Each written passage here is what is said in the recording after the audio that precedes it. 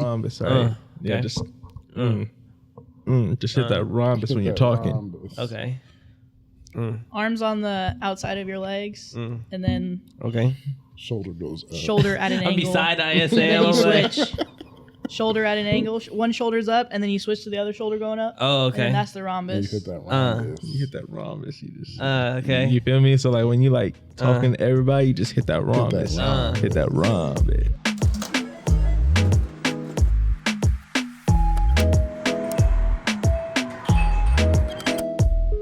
Hello, everybody, and welcome back to the Comfort Level Pod. I'm Yeah. Maddie, and I'm here with Brandon. Joshua. Sam. What am I going and we're back with Joshua. Josh in the building. Hey. Josh in the Blood. building. Ooh, what's that one? Heart. The heart. Oh, that's the bottom of the heart. Mm-hmm. Yeah. No, it's just a No, heart. no, it's just the a whole really heart. small heart. Oh. Bump. Yes. Do you Bump. see it? The You're bump. making it. The bump. I think so. Okay. Yeah. He's I see it. ugly. It's beautiful. Yeah. He's ugly. Thank y'all. Thank you. Nothing will ever be worse than this heart, though. Oh! Hello. I was just about to say the audience loves Josh, but we still, even at this time, his video hasn't gone up. Which was how- filmed like 2 months ago. years ago. Years ago. We're in Christmas sweaters. Yeah, it was Okay, crazy. can I explain the process behind my Please mind? Because tell people are us. like, why are you guys behind again? Yeah, You guys please just tell came us. back from a break like 2 months ago, 3 months ago. Okay, so we were filming ahead because my goal was to have 2 episodes a week. It has not happened yet. There's not. Brandon's going to be an editor now. And maybe we'll build up to where he edits 1 episode a week. I edit 1 episode a week. It hasn't happened yet, and I thought it was going to. So we stopped scheduling. Josh is actually our last person that we Oh, it scheduled. is, huh? Yeah. Hey. So we stopped scheduling. We're waiting, and we'll see. We're just trying to catch up. So Yeah. I'm coming running on Saturday then. Ooh, Saturday? I don't do Saturdays. When you going running? Monday. Okay. Yeah. I'm going to go running on Monday. Oh, you guys are runners. Yeah. I'm a runner. Yeah. I'm a track star. I'm a runaway. I wish I could like talk to somebody about this because Josh is a newer runner of Right. the Runners Club. For sure. But apparently that's been like that's been a new trend that's been happening over the past, I don't know, maybe year. Because I've seen it on TikToks where it's like, It's like I'm a not on dating apps thing. anymore. Yeah. I'm in the Runners Club. Dang. I've seen that too. Runners Club was like the new dating. thing Interesting. now. Okay. There's a lot of dudes in the running Well, club right yeah. now. And I'm And Yeah. Just like most taking. dating things, Right, there's more yeah. dudes than Well, anything. At least in the videos that I saw, it was like these like basically all hot people coming together Yeah. to work out, and it's like you guys have interests and stuff, and you're just like flirting with them as you're running and just like creating conversation. And But that's my problem is the running part. Because looking good while running, some people got really good fitness, so they're like, and they're having Right, yeah. conversations. Yeah. But I'm like, that's how I look when I'm running. It's not good. Yeah. you're not the person that's taking the TikTok video though. The hot people are the ones that are like, They're taking over there the drinking video. water, like everything looks in slow motion. Man. yeah. Somehow it's all in 4K. It Man, always is in 4K. that's why you haven't seen no running content from me. 'Cause I don't look good when I'm running. That's why I stick to eating the food. That's, you know? Once you get that fitness up, we about to see some running videos, right? Yeah, maybe. yeah. I feel like by the time I get a 6-pack is gonna be the time that like I'll be able to record my good running content. You know what I And mean? your shirt's just gonna be off for some reason every time. 100%. Yeah.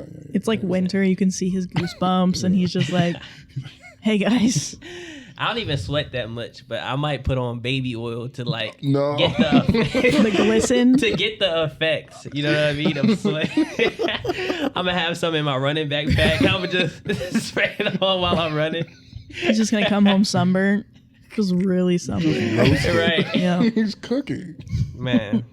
Just get a spray bottle of water, I think. Okay, yeah, maybe that'd be maybe better. not oil.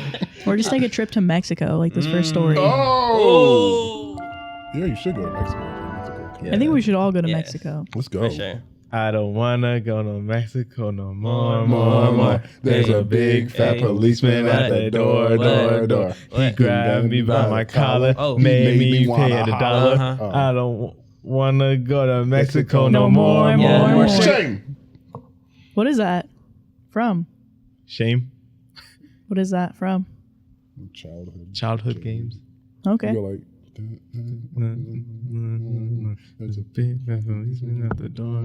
They remember more than I do.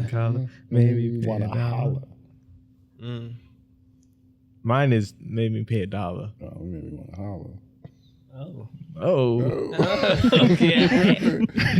daddy and mommy holla. Okay, so this story is, am I the asshole for suspecting my wife of doing something awful at her friend's Bachelorette week in Mexico? She spent virtually zero money and took no pictures.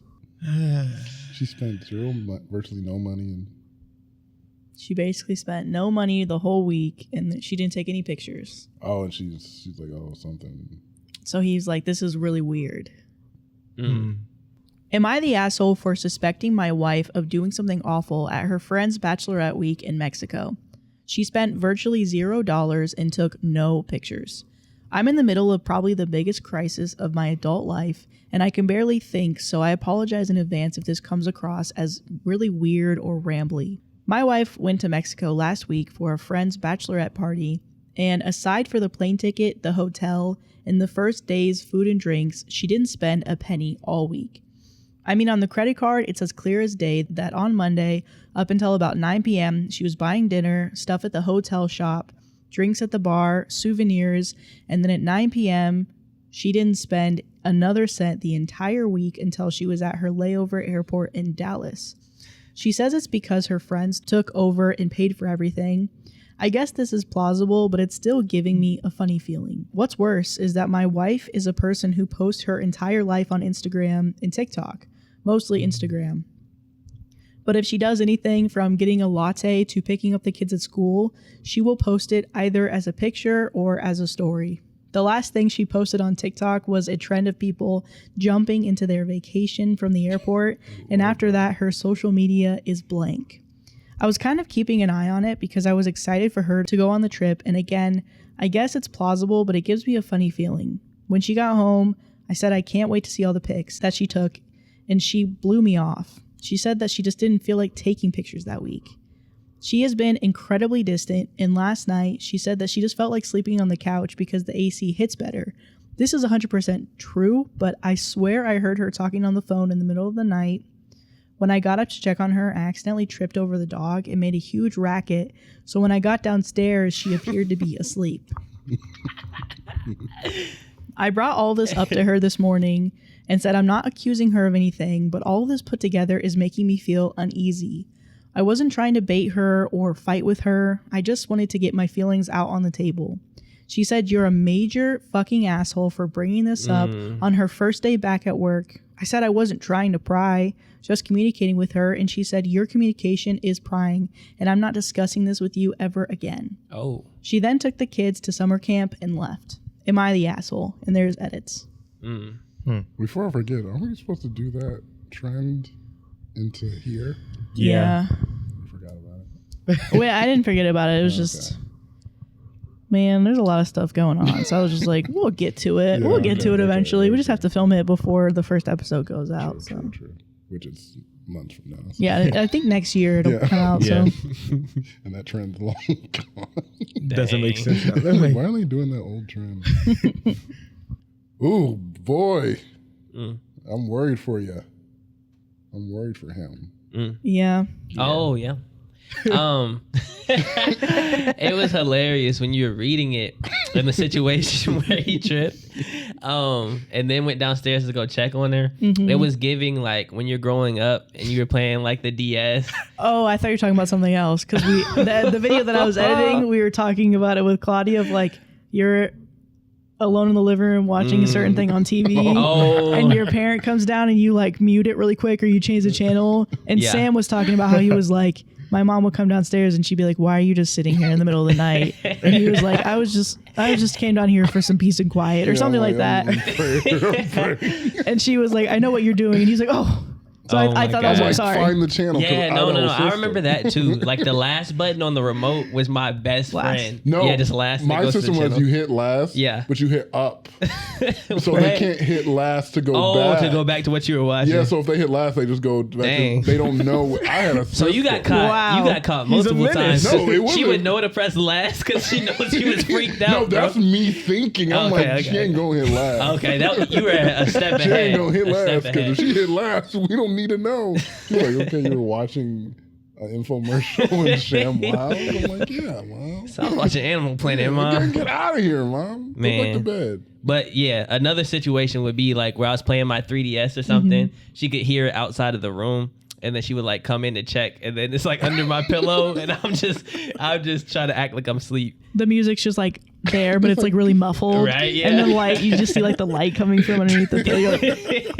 That was the worst when you would actually get the whole caught though. covers. Man, Getting caught would be the worst because you're Oh, like, yeah. oh yeah, I made it, and they're like, hand it over, and it's like,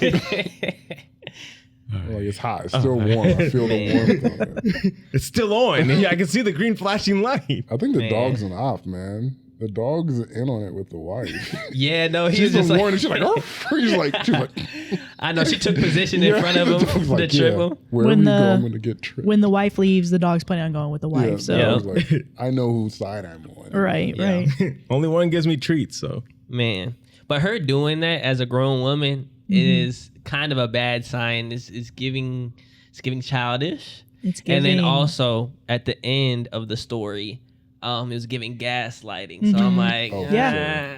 Yeah. you know, I don't Yeah, know. especially because it's irregular. She is Yeah. the type of person to take post pictures, Right, yeah, you know? that's what I was gonna say. And then she gets defensive when he's like, I'd love to see the pictures. She's like, or whatever she said at the end when she was accusatory and she was Yeah. gaslighting. And she was like, we're never talking about this ever again. I was like, That's the Right, scariest case thing. I'm like, closed. ever again? Ever again? Right. Talk Ever? about I- your vacation with the love of my life? Okay. Man. After one question, Right. yeah. So, yeah, I mean, that was probably the most actually healthy communicative way you could have done it too, of like, listen, this is kind of weird. This happened. I don't want to blame you, but I Yep. just feel this way. Like, Feels weird. can you like give me some peace of mind? And she was like the exact I'm getting opposite Man. of nothing. reassurance. I'm getting Man. nothing. Nothing. And this is why, if you're planning on cheating, don't do things like post everything that you do. Right. Because there is a time when you're cheating that you're probably not posting. Yeah. That's a red flag. She did this to herself. Yeah. It's like, you don't better got no cheat. pictures? You didn't take You not didn't one? take a single picture. Yeah, because the fact you're like, you going to coffee, we Yeah. seeing everything. You do this every day, you taking a picture of it. Man. But also, like the week when you're on vacation in Mexico, there was no beautiful vistas. There was Right. nothing you took a picture of. There was no morning coffee. Exactly. Yeah. Mexico Yeah. got great coffee. Are you kidding me? This is shady that you didn't take a single picture. and Right. this has been Cheating Lessons with Sam. Okay, so updates. So I realized that her text probably synced to her iPad, so I just checked. It took me a while to figure out the passcode, but I did. But there was an iMessage at 9:15 that night that she got to the resort from a number with no contact info that said, okay, I'll meet you in the lobby. Is the app you said Signal? I look up Signal, and it's kind of like WhatsApp. Oh, no. The iPad doesn't have Signal on it. Oh. Edit number 2. If you've been following my comments, you've seen that my sister is coming over and she's an insane internet sleuth and is relentless when it comes to this cheating stuff. She also scares me a bit, so I'm hoping this isn't a mistake.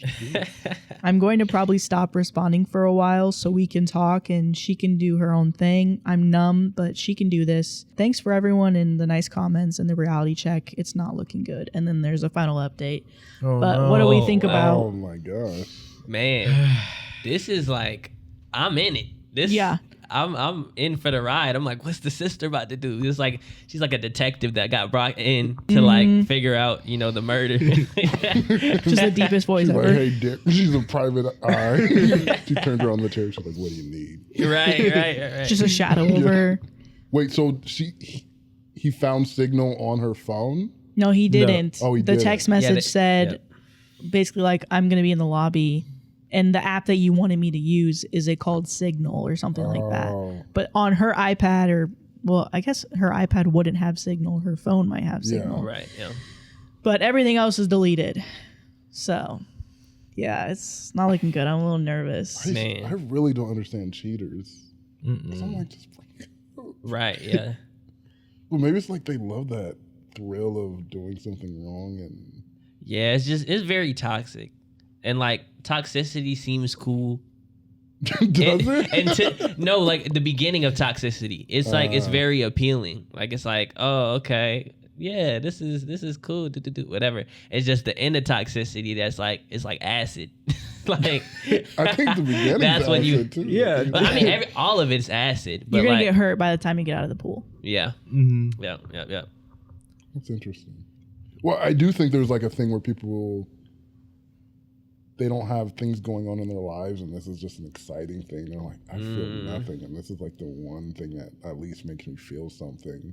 Yeah. So they're like addicted to that feeling of feeling something because everything else in their life's bad. So I might as well have this fun thing. Break up happening. and go skydiving or something. Yeah. The thing is, like, if you have like good communication going on throughout, the relationship, it'll be easier to figure out when you get to that point and to like, not cheat. Basically, just either get out of the relationship or y'all can mutually decide what you want to do. Right. But you have to communicate when you start feeling, I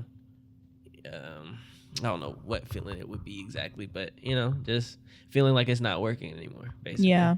Yeah. Because at what cost is you having your thrilling little like one night stand or 6 month whatever Right. when it comes to completely ruining somebody that you once loved, Right. Man. their trust for you, Yeah. their love towards people in the future, like how they look at relationships, all because you wanted to have a little thing. Yeah. Right. Yeah. And this cheating, they obviously feel something because it's the cheating where their energy completely changes to their partner. It's not like where they're like, oh, I'm cheating, but I'm still acting the same with my partner because I'm like, Which is also just a I think crazy thing. I to think do. it's all wrong, but Yeah. there's like, so you feel bad about it. Like that's why you can't even act the same around your partner. Like watching the morning show, watching how Mitch was with his wife, he obviously didn't think what he was doing was wrong or was anything. He was like, I'll cheat on you, I'll do despicable things, and then just go back to my wife and feel like, blah, blah, blah. Which it's another kind of bad person. But I'm like, if you already feel bad for what you did, then why stay in it, or why are you doing it? Right. Yeah. Because in a way, it seems like you are a very monogamous person where you're like, okay, now mentally I'm with this other man, so now I can't be with my husband anymore. Like, Right. I can't even sleep in the same bed as him. Man, like, things that he does exactly. irritates That's a good me. observation. And yet you can't get out of the relationship before you get into this other relationship. Because you're obviously a monogamous person. Like, you cannot switch because you think there's something wrong or Man. Yeah. Even though it is hard to break up with people.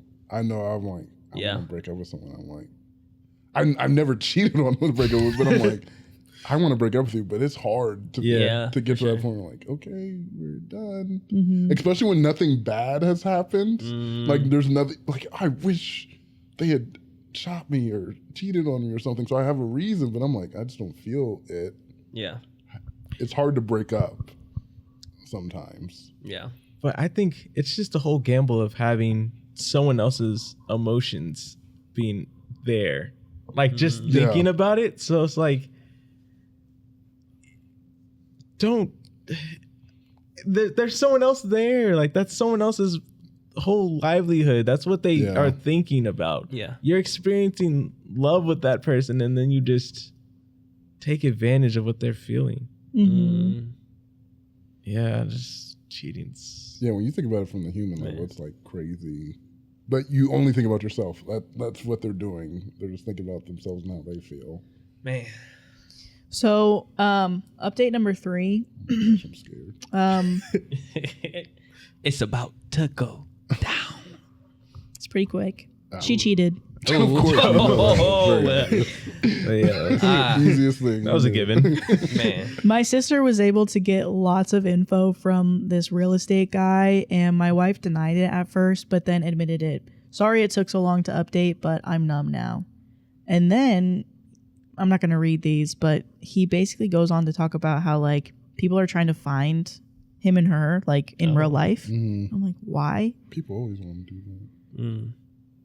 What real estate? What do you mean real estate? Maybe that's the guy she was with. It's really short. It just says, got lots of info from the real estate guy, and my wife denied it. So I mean, he's probably mentally Yeah, that's what I was thinking. I'm just like, yeah. on edge. I probably didn't do see him when he found out. I'm not sure. And then, so here's the final one. I'll just read this. Probably. I know people really want updates, and we've been talking, arguing, screaming, threatening all day long. I'm more confused than I was this morning, that's for sure. But I'm also confused, exhausted, sad, upset, nervous, and I don't know what to do. I did make a preliminary appointment with a family law attorney tomorrow to talk about protecting assets and how to navigate the legal way ahead of regardless of what I choose to do. But I will say that there's a subreddit that this was cross-posted to, and it may be the most toxic group of people I've ever seen in my life. I feel really bad for those people. As for privacy issues, no one has figured out who we are. That's not a challenge, by the way. I'm very tired, and I doubt people are still invested, but if there is still an interest, I can update either on this post or in a few days.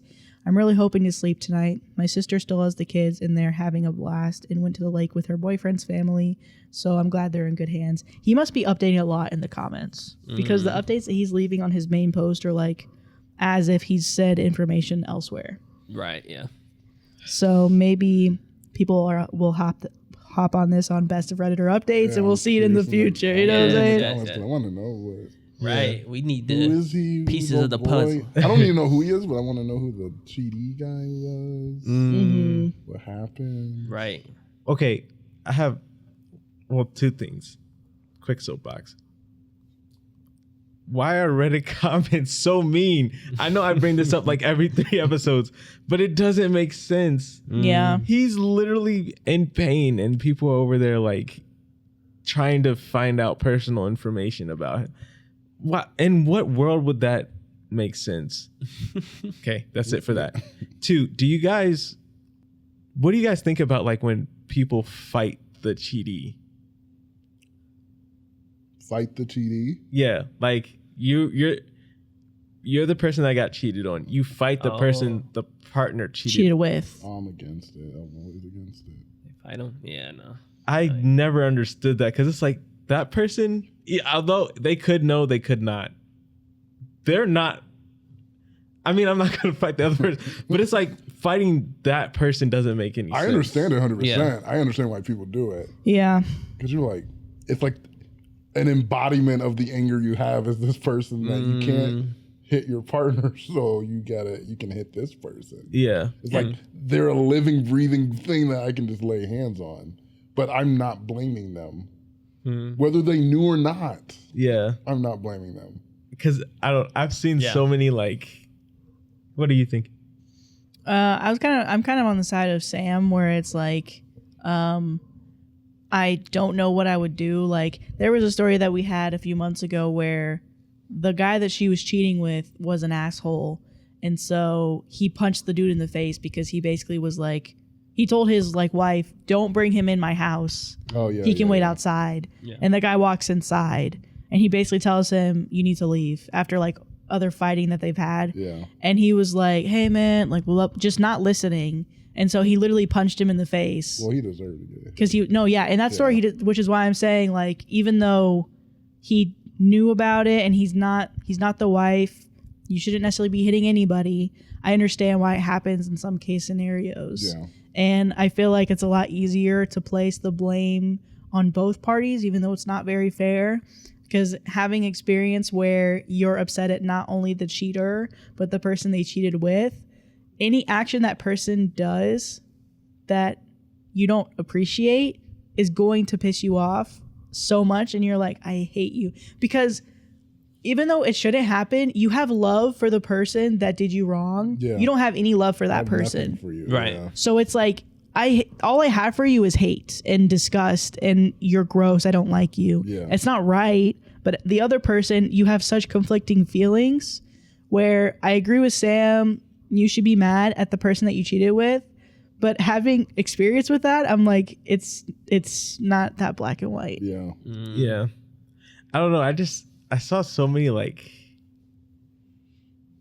Twitter videos of like them like fighting, and there's been so many instances where like the person that is in the right for being mad and wanting to fight loses, and I'm like, Oh, that sucks. yeah. That's what it I'm makes not me fighting. it makes me like it makes me so sad because it's like this man's world just shattered, this woman's world just shattered, and they lost the And they fight. lost. Because Yeah. you think righteousness on your side. You're like, I'm in the right, so Right. I am going to win this fight. And then you lose. You're like, no, Yeah. bad wins sometimes. I ain't gonna lie, that'd be my 13th reason. If I got cheated on and then I'm about to fight the person There she ain't cheated no on me way. with and he beats me up, You just look up at you look up at God. You say that's not fair man. or God's unfair. God's Like, you this got next You story. said, Ah!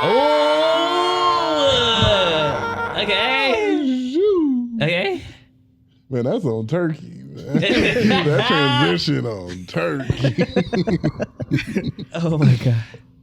Okay, That so transition. did you guys want to say anything else before you guys' thoughts on what Brandon had to say? No, the whole getting beat up. Yeah. The person. Yeah, you the last thing you said was look up at God. Mm-hmm. I wouldn't be looking up. I'd be looking him dead in his face. I'd be right there with him. Like, you did this. I wouldn't be up here if it wasn't for you. You did this. I'm dead and I got cheated on, God. Are you Man, kidding me? For real. Like, you better That's give me an right. angel. I know you got something in the back, bro. Come on, now. I think that's the number one reason you shouldn't fight. That can happen. No, for You real. don't know. A lot of people don't know how to throw hands. You half the fight you're gonna, you're probably gonna get beat up. So Man. don't try. Yeah. Mm-mm. And you're emotional too. You're gonna. Oh, you probably are likely to lose. Dang. So Crying before the Yeah, fight. you're just tears streaming. You can't even see them. y'all said grab the. Mm-mm. Hey, pop the trunk. And get the Right. cricket bat, man. Get the Right, cricket man. bat. The cricket bat is crazy. A dude came with a Nefarious. cricket bat in one of our other stories. He wanted Man. to crack him with a cricket bat Dang. when he found him cheating. Hey, man. Cricket. Hey, Was man, when it comes down to nefarious. it, you got to get. Okay, so this is actually an update from a story that we did, I think, last week or within the last few weeks. Okay. So what I'm going to do for all the listeners is we're going to play the story again. And if you guys have already heard this, use the time codes to come to the update. Am I the asshole for telling my husband's affair baby's family to either come get the kid or I'm calling CPS? My female 53, soon to be ex-husband Roger, male 47, whom I forgave for his affair, came home with a baby 4 months ago. His girlfriend, 22, could not handle it anymore and brought the baby to him at work and left. To the best of his knowledge, she's in Spain. I allowed him to stay so long as I didn't have to do anything. Well, about a month ago, Roger had a heart attack. It didn't kill him, more's the pity, but he is very weak and incapable of doing anything for himself.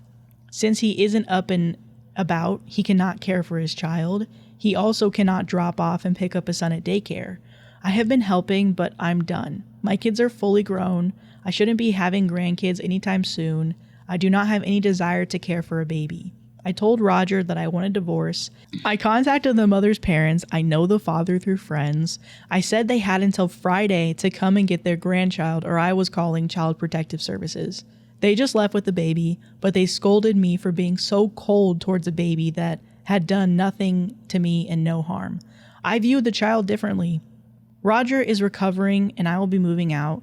The house is in his name, but I have never contributed to it. I have the equivalent of 22 years of rent and interest put away. And as per our prenup, my savings are my own.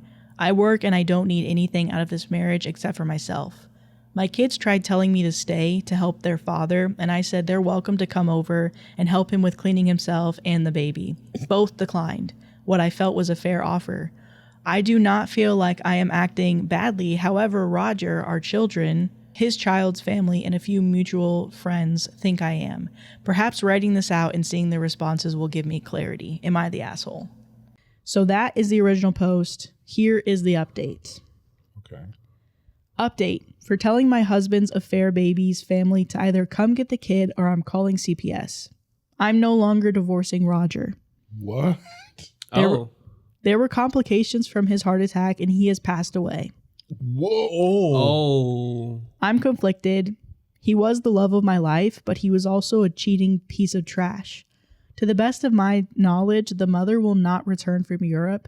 The child is currently with her parents. They asked me what I wanted to do, and I recommended adoption. Not that I adopt the child, that they put the child up for adoption.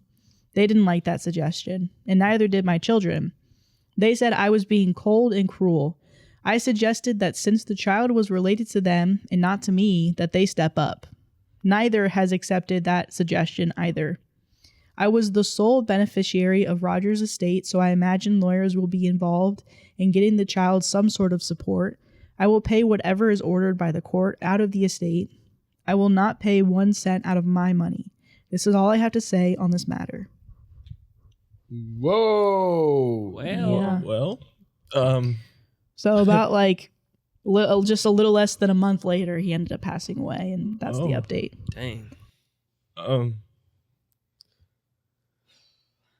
I still think it's a really tough let me adjust my hand so it's not making that noise. I still think it's a tough situation, but I don't think she's the asshole for doing that. Even though the baby ended up in her lap for a period of time and she was helping to care for it. It's not her responsibility. And even though it might be a lot easier for other people to be like, you should care about this child, you should take care of this child, that's not how it works. Not everybody's going to care about the baby. Yeah. So I don't know. I'm sad. I'm sad to hear that her husband passed away because it was just what we were talking about. Somebody you care about, but you have conflicted feelings about them because they cheated. So of course she's sad about that, but she still doesn't want anything to do with the baby. You know, it's not her responsibility. Right. Thankfully, the baby has the grandparents, but I'm sure the grandparents are also like, we are not fit to raise this baby. Man. But the mom's not coming back anytime soon. So what do you do? Yeah. Wow. Yeah, I think I feel the same. The death it's unfortunate, but doesn't change anything about the baby situation and like her responsibility for the baby. Right. Oh, because did we just do this? We did it last week. Well, because I think my only issue with it was her leaving the husband after forgiving. Yeah. After forgiving him, and then the only thing that incited her to get a divorce was the stroke that he had, which I'm like, the kid's one thing different. I'm like, yeah, give that to the grandparents, figure out how to keep this baby safe with someone who will care for the baby, because that's the most important thing. It's obviously not you, but abandoning your husband after you forgave him was my only issue. And now I think it's weird that she's a beneficiary. Like, had she filed the divorce and he probably didn't have time to change it. That's probably weird not. for it to go to her. Yeah. It had only been like 25 days, so definitely was not enough time. But hey, she's gonna get the money to who needs the money. It's just an unfortunate situation. It's I think now that we've had like a little bit, like a week to think about it, even though I don't think it's right that she left him, I do think when you cheat, when you break your relationship, you're cracking something in the foundation, regardless whether they forgive you or not. And unfortunately, this is one of the bad things. He was not in the right for cheating. Like that's something that hurt the relationship. It's never going to be as strong as it ever was before. So some of these are the consequences that happen. Even if they say they forgive you, it's still not going to be the same as before you did the betrayal. But yeah, it's always tough when, like, you know what I mean, somebody has, you know, responsibilities that they leave behind, you know, after they die. And it's just like, yeah, you know, how are we going to move, you know, after that? And then especially with the mother of the child that she did. Yeah, she just in a different country. So I forget, how old were the children? I don't know, but they were fully. I say I don't know as I can look. Okay, they don't say, but they're adult children. She was 53. Her husband was 47, and the girlfriend was 22. Oh. Yeah. Yep. Yeah, that's a part of it. That's also a part of the story. Yeah. Because the kids getting mad, and it's like, okay, then you step up because I can't. And then they're just going radio silent from what I understood. Yeah. Right? They didn't say anything after she said that. No. Mm-mm. That's interesting too. Yeah, there's people who have like that moral superiority, but they're like, I would do the exact same thing you were doing if I was in that situation. Then do it. Yeah, Right, that's yeah. what I'm like. I'm not saying anything because I'm like the kids. I don't want to take it against. So I'm not going to get mad at my mom for doing. I Yeah. think that you should. It's good for you, but it's not good for me. Right. No, the kids are shady. Yeah. Kinda, just a little bit. Said I care, but not that much. I don't care that much. I feel like people think about that and they don't put themselves fully in other people's shoes. So of course, only when the mom was like, well, you can come uproot your life and be this man's primary caretaker because he can't even wipe his own butt. Yeah. You can do that. They're like, well, I don't have time to do that. Like blah, blah, blah, blah, blah, blah. So I feel like a lot of people don't realize how big of an ask that is. Even like what we talked about before, like last week, how, one of the things that you were talking about is like, you can't just leave your spouse, even after you chose to stay with them because, like you said, they need you. And I think I was saying basically like, it's such a big task to ask somebody to do that because in a perfect world, you would hope that you would have enough money that you can hire somebody to help you, somebody that's qualified to do that. She had 20 years of. He has an estate. She has 20 years of money for expenses. Yeah. So, I mean, they had money. if she wanted to stay with him, then she could have arranged that. Maybe the kids could have arranged it, of having like somebody to help take care of him. And, because that's probably not what it's going to be like in like other situations where people don't have the money to do that. Right. And that would put such a strain on their relationship. So yeah, it definitely is just a situation that sucks all the way around. All across the board. I think it hurts either way because I think there are definitely people in life who are like, no matter what, even when you get screwed over by them, family's like the most important thing, and I'm going to take care of my family regardless of what they did to me or against me. Which on one side you're like, dang, there's these people who are always going to be there for me and for things that I do no matter what, which is a good thing. But then family also hurts you so much on that side because you feel like I can't even get away. I'm obligated to this thing that's hurting me. So you're like, there's good sides and bad sides of it. There's people who are like, I'm going to care about me in this situation, where she's like, I'm worried about me. I'm not going to be tied to this familial obligation that hurts a lot of people in their lives. Yeah. Family hurts a lot of people, and that's just a thing. But there is something also nice about like, oh yeah, there's just people I can always count on, no matter I've been doing wrong, and I can still count on these people. But I don't think either is right or wrong. Yeah. I think that's one thing I've actually been thinking about in my life, like personally, is when I go out on my own, am I going to be the person who I was when I was with family, where I'm like, yeah, you were raised that like you need to be there for your family, you need to support them, even if they don't treat you right, like you're saying. And as I get older, like when I especially like watch things where people like talk about ways to protect yourself, or like, they've gone to therapy and they're like, no, I have boundaries up.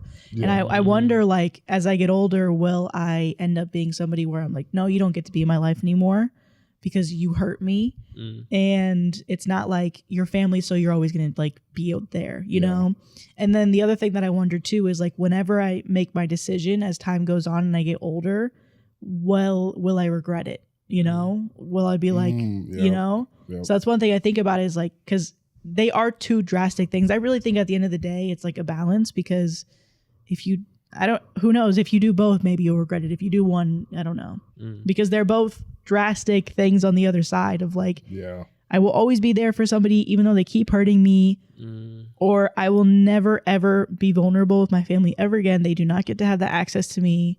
And maybe there's more of a middle that a lot of people probably follow, and maybe that's what I should do. But yeah, it's something that I think about as like I get older and I'm like figuring out, I have this choice of if I want this family member in my life and how close they get to be to me. And will I regret that if I get older of like, I chose to not have you around on purpose and I regret that decision, So that's something that like I've been thinking That's about. so true. Yeah.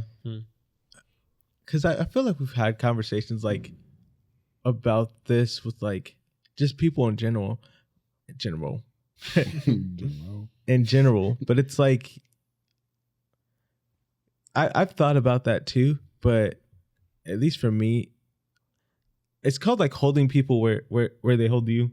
So I think we were talking about it, but it's like you can hold certain people to like a certain standard and it doesn't harm you in any way, shape, or form. So it's like if I know cousin Ron gonna steal every time he come over, just don't invite him over. But it's not like a, hey, you're not invited over anymore. You just don't.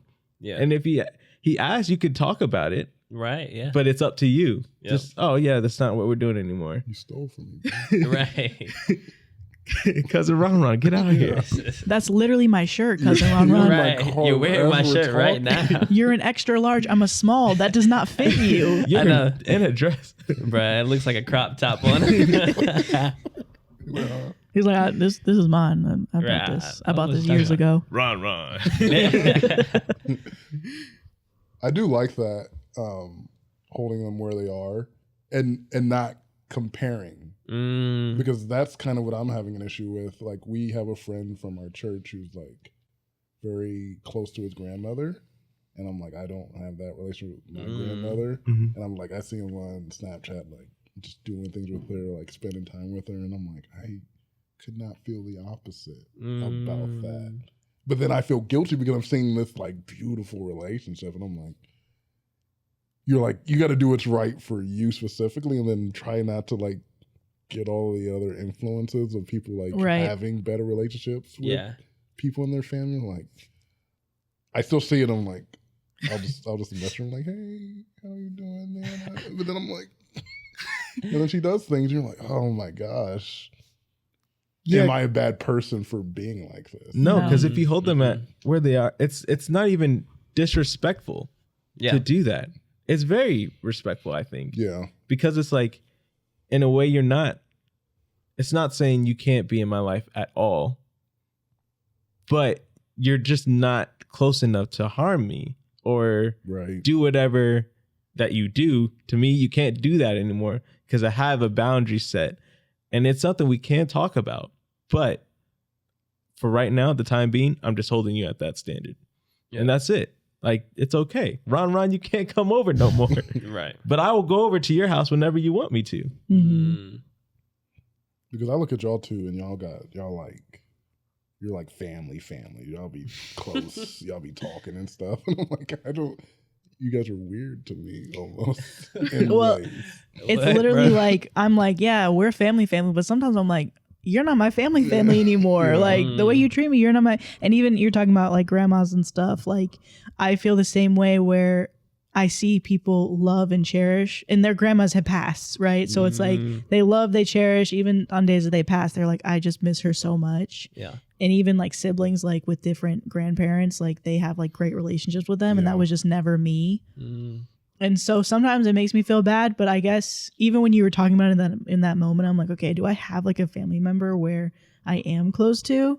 And so I found somebody, and I was like, okay, like even though I'm not close to my grandma, like there's other people, because I definitely get what you're saying though. Like, people talk about how like they just have like a great time with, like, I remember, you know, even people on this couch having great relationships with their grandparents.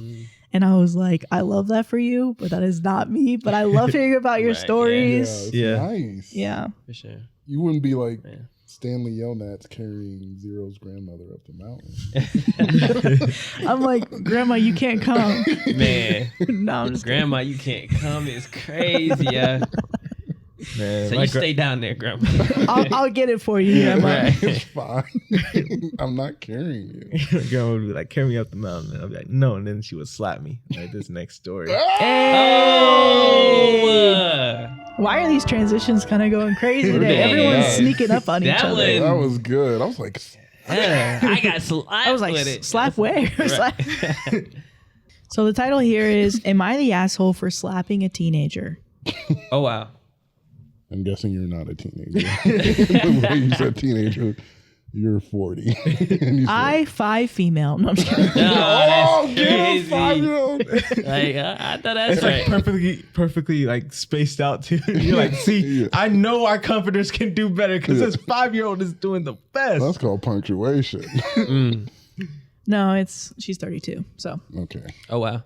am I the asshole for slapping a teenager? I, 32 female, was at a water park this last weekend with my husband, 32 male, and my daughter. We were in one of the pools practicing swimming and keeping to ourselves.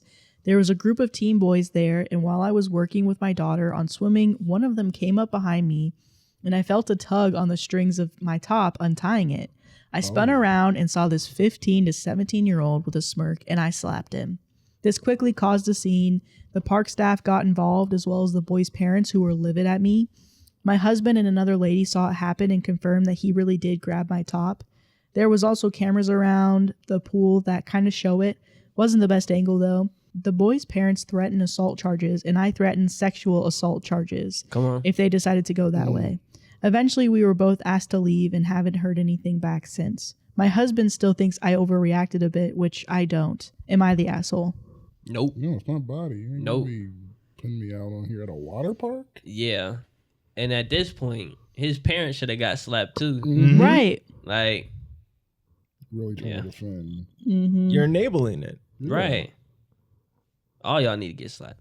Because what do you do, like, when you didn't see it happen, but then you have 2 witnesses saying your child just untied a woman's back, like, the top? Right. Yeah, Like, that's- are you believing those witnesses at this point, or are you believing your son? Right. Yeah, definitely. Because that's 2 random tough. strangers that are coming. I wouldn't see that. I wouldn't see like a reason for 2 random strangers to both collude on the same story. Right. Right. And So then it's the like- woman that it happened to too, Yeah. you know? She's like, I didn't just slap your kid for no reason. But I get Sam's over here contemplating because, Well- you want to have your best interests at heart for your kids. This kind of Yeah. this happened to me in 2nd grade, where a girl said I pulled her hair, and I was like, I didn't pull her hair. I didn't pull her hair. And they're like, you pulled her hair, and I'm like crying. I'm like, I didn't pull her. She's like, I'm calling your mom and tell you pulled her hair. I'm like, I didn't pull her hair. She's like, when I call you, better tell you pulled her. I was like, okay, I'll tell her. And then she called my mom, and I was like, Mom, I didn't pull her hair. Blah, blah. And then the teacher took the phone away from me, and my mom was like, well, I believe my son. And I'm like, yeah, I didn't do it, but you can have people say you did it. Mm-hmm. In this situation, it's different because I'm like, oh yeah, there's witnesses like seeing it. But I'm like, it's not always, but then you have to like balance who's doing the accusation. This was a 2nd grade girl who accused me. This is a grown woman who did like what did she have a reason to lie about Right. this thing? Yeah. So in that situation, I'm like, if I'm looking at my 15-year-old kid and I'm looking at this girl, I'm like, yeah, you probably did do it. Yeah. I think I would take it all in and, I'd probably take him to the side and I'd be like, okay, you can be honest with me. Did you do it? He said, yeah. I might smack him. I'm like, no. And then I'm taking him over there and you need to give her an apology. Yeah. And shoot, I might compensate that, but hey, y'all, take some of this. Mhm. You know what I mean? Something like, that's wild. I think the bigger thing too is after asking if the son is still lying at this point. Like if it's like, okay, everybody's saying it and you're saying no. And now it does give me that conflicting feeling like, oh, okay, it's 3 words against 1, but that's my son. But you're lying to me. Oh, that's so much more punishment. Yeah. Yeah. Oh, yeah. But I think Sam has a good point. It's like, who's saying it? Like, is it a 32-year-old grown woman Yeah. compared to, I think that's a good point. Yep. And then also it makes me think about, so the husband is like, you overreacted. What? Right. There was a story that we had where it was a heavier story. This man was basically in his kitchen at night. He had his wife's friend sleeping on the couch because she was drunk, so she didn't go home. Oh, yeah, But she tried to like basically come on to him in the middle of the night. And when he said no, like she was like touching him or something. And so he ended up as a reflex punching her in the face. Oh, wow. And it just makes me think about this situation where it's like, it's literally a reflex. You're touching me when you're not supposed to be touching me. Right. Yeah. And you need to get away from me. Like, not, it's like, not just touching me, not like you like graze my body. No, you're trying deliberately, to take off like, my yeah, clothes. Yeah. Yeah, Yeah, I think it's like a slap is the lightest thing. Mm-hmm. for sure. Yeah, if somebody was just like some stranger was just trying to pants me in the middle of the thing, I'm swinging first. Right. Yeah. There's like this old commercial, and I don't think it was an actual commercial, but I think I saw it on YouTube. And like, there's this guy, and like he just starts slapping everybody Oh, yeah. in the commercial. Like, it was like the kid did something, he slapped the kid, and then the dad's like, "Man, hey man, that's not okay." Then he slaps the dad. Then the wife's like, "Why would you hit my husband?" Then he slaps the wife. I'm like, God, dog. I'm like, she would have been right to do that in this situation. Slaps the kid, and then the dad comes over and like, "Hey, did you just slap my kid?" Slaps the dad. The mom's like, "Not my husband." Slaps the mom. Everybody's laid up. Wait, speaking of crazy commercials, I just saw this. It came out a long time ago, but I never saw it. It's the one where there's this Asian woman, and she's in her house, and I think there's a black guy who's like a handyman. He's like painting because he's like can paint things. Okay. And he's like, he goes up to kind of like flirt with her, and she's like kind of flirting with him, and then she grabs him and she puts him into a washing machine and puts like the detergent. It's a commercial for detergent. She puts detergent in. And then he comes out and he's like a K-pop star. He's like an Asian man. Oh my I've God. seen that. What? Wait, did you say he was a black man in the Yeah, he's beginning? a black man, and they wash him, and he becomes an Asian, like handsome Korean guy. What the heck, bro? And I'm like, Where did this commercial air? It was in Asia? I think it was in Korea. Man. Okay. And then like it was like this was like a long time. I think it was like 2014, 2015. But I was like, that commercial just blew. It was funny how crazily racist it was. It made me laugh. Yeah. And people were like, it's I'm wondering, insane. like, the guy who was in it, did he know this is what he was doing? Man. He looks Or did back. they were like, no, it's fine, it's just a detergent. You get in and then you're done. You're clean. You're done. Man. Oh man, what a crazy commercial. Yeah, that's a wild one. Hey, I heard you were a wild one. Ooh. I don't have anything else. I don't know. Shut down the club. With you. Yeah, I'm out of here, bro. I don't know the song. I guess I didn't even know it. I'm a cook. Hey, I heard you like them wild ones, wild ones, wild ones. What Hey. the body? I don't know what Floretta says. Party rockers in the house tonight. Hey. Everybody just have a good time. And we gon' make you lose your mind. We just wanna see you Shake that. medley. Medley. Medley. That was my least favorite medley we've ever done. Dang. I think You were we in can it. agree on that. Like this next story. Ooh. I do want It to was say just in for the this video. It was just system- for the Oh transition. no, it was. Sorry it's about that. cool, it's cool. All right, so this next story is: am I the asshole for telling my husband that I would have never agreed to have his child if I knew he would go back on our agreement? Ooh. Am I the asshole for telling my husband that I would have never agreed to have his child if I knew he would go back on our agreement? I, 36 female, am a neurologist, and I absolutely love my patients and my job. I believe there's no greater honor in life than being able to help others. The road to my medical degree was not easy, and it was paved with many rejections. I was a troubled teen in high school, and I didn't get accepted into any colleges my senior year. I had to work my way up, starting with remedial classes at my local community college, and when I finally got into medical school at 26, I was absolutely thrilled. I met my husband, 37 male, in my third year of medical school. We've been married for 4 years now. My husband works in marketing, and I make 3 times his salary. From the beginning of our relationship, I was very upfront that I was unsure about having biological children. My dream was always to adopt from foster care, and my husband seemingly understood this. However, after his friend had a baby boy last year, he began to really press me on having children. I was initially very against this idea because I was just beginning my career. I wanted to wait a few more years before revisiting the topic of children. In August of last year, I found out I was unexpectedly pregnant due to a condom breaking during sex. I was initially considering an abortion, but after many heartfelt conversations with my husband, we decided to keep the baby, and he would quit his job and stay home until our daughter was old enough to start preschool. There were several factors that went into our decision to have him stay home with our daughter. One, I made significantly more money than him, so financially it just made more sense. Two, I'm in the first few years of my career as an attending physician. After 4 years of med school and a 4-year residency, I'm just starting to practice on my own, whereas my husband has been in his career for 15 years. I was very clear I had absolutely zero desire to stay home and be a housewife. I respect stay-at-home moms, but my work is my life, and I would go crazy at home all day. That just isn't a lifestyle I want whatsoever. 4, finally, I'm not comfortable putting my child in daycare until she is old enough to express herself verbally.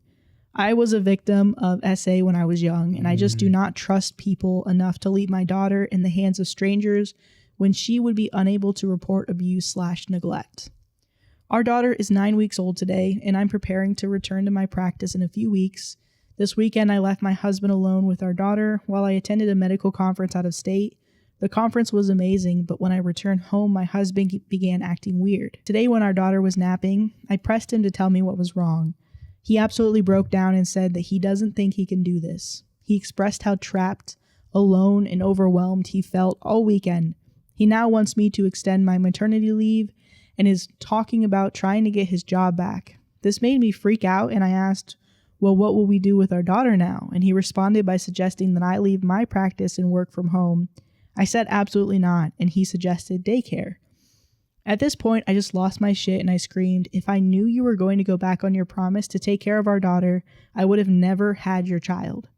I know I completely overreacted, and I would never trade our daughter for anything. I love her so much, but I'm so upset with my husband, and I'm not sure how to move forward at this point. Am I the asshole? No. No, she's not.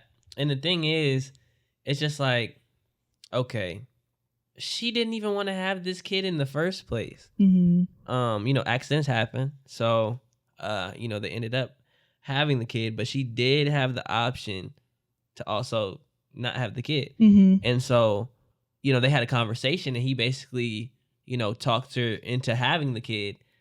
So I'm not understanding why he's like, oh, I can't do this. I can't be here. There may be other circumstances that, we don't know about, but at the same time, it's just like, even before you found out she was pregnant, you were asking, or you were thinking about having a child. That was something that you really wanted.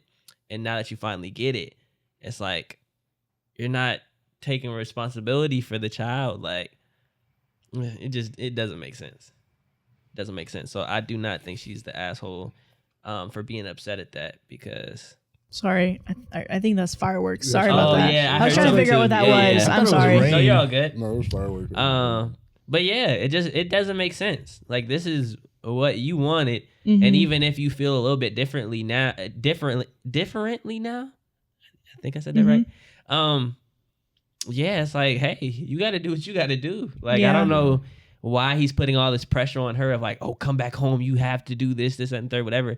Like, what made you think that, you can't handle this, or, whatever. But I think it's very immature of him to try and put all of that pressure on her when it was what he wanted at the end of the day. Yeah. I want to piggyback off that too. It seems like he brought no compromise at all with what he was suggesting. It was more so just what Josh was saying, completely deflecting all the work off of him onto her. But yeah, I just it's because I think the only good thing he did was at least expressing the initial feeling he had, because I know a lot of people won't do that. And him saying, hey, I feel overwhelmed, that's fair. Right, yeah. You should be able to say that. Yeah. But afterwards, it's something you signed up for. So you have to have some sort of plan besides, I'm overwhelmed, you take it over. Right. And I'm going to go do exactly what I said I wasn't going to do. Right. that would, yeah. Because it's like, even if you at least start with what you're feeling, then you can continue to talk about it. But it's like he already had the decision made up for her, not even for himself. I mean, well, for himself, but mainly for her. And it's like, man, no, because someone else is at stake here. Yeah. They, and I could tell he's like thinking, like he is panicking at this point because he's not considering all the other variables that come with that. She's making more money. That's going to be a pay gap if she does agree with what you said. Now she's going to be stressed. She already didn't want to be in that position in the first place, so now that's going to cause resentment. Yeah, I don't know. I don't see this plan playing out pretty well. Yeah. Yeah. Definitely agree with you guys. I don't think she's the asshole for saying that, because like you said, that was something that was agreed upon. Even to what you were just saying in the moment when it comes to like monetary value, like she's bringing in a salary that's 3 times more than his. So even if they were to just switch and it would be like that, like their life would just change completely because of the things that they used to be able to afford, they can't afford anymore. Right, I think somebody mentioned this in the comments and I thought was pretty good. And it was like, okay, so you're feeling overwhelmed and you can't handle it anymore. So you just push it all onto her. Right. Knowing that you can't handle it and you're just going to go basically do her job and switch it around.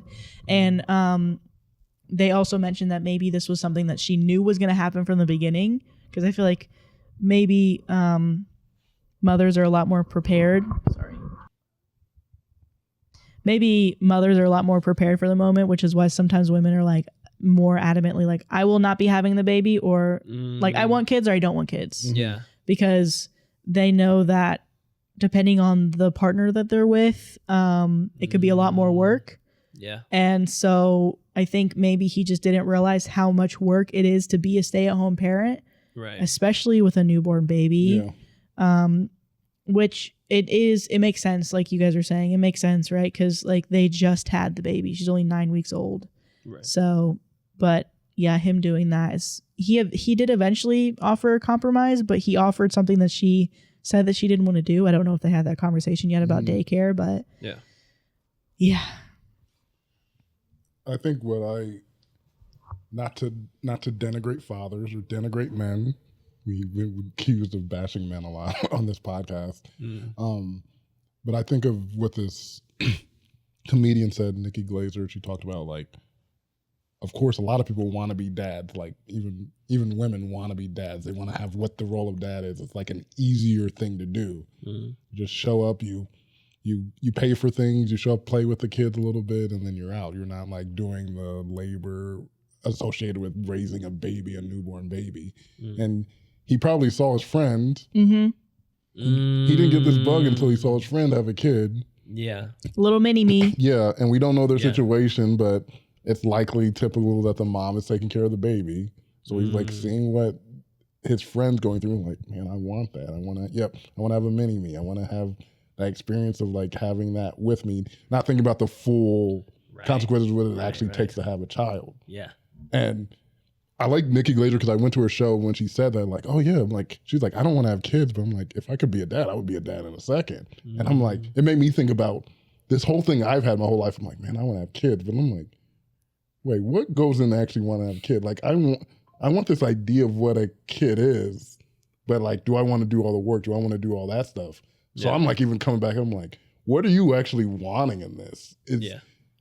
Is this, because I think it is a very selfish thing anyway. To want to have kids, to say you want to have kids is like, I want it. Man. I want to continue my legacy. I want to do this thing. I want to like have someone to love or have someone love me. Like a lot of it is very selfish reasons. I'm not saying it's bad to have kids or not, but I'm like, you have to recognize you are doing it for yourself. Yeah. And so the flip side is that because you're being selfish, now you have to put all your energy into that kid. Yep. I don't think he's thought about it all the way through. I just thought he was like, I'm going to have a kid. I'm excited about that. Not knowing like, it's not just, it takes a lot to do all that kind of stuff. That's a really good observation. You know what's funny though is I don't know if it's just for women, it could be for both parents, but if you choose not to have a kid, at least in my understanding, like people think you're selfish if you're like, oh no, I'm not gonna have a kid. Right. Yeah. Like people think, but it's the other way It's around. completely the other way around. Where you're like, no, I'm just choosing to live my life for me. I don't want to bring anybody else in here. But people are like, no, you're choosing to. That's selfish in that moment. Right. Because even me, like, I feel like that was something where I had to.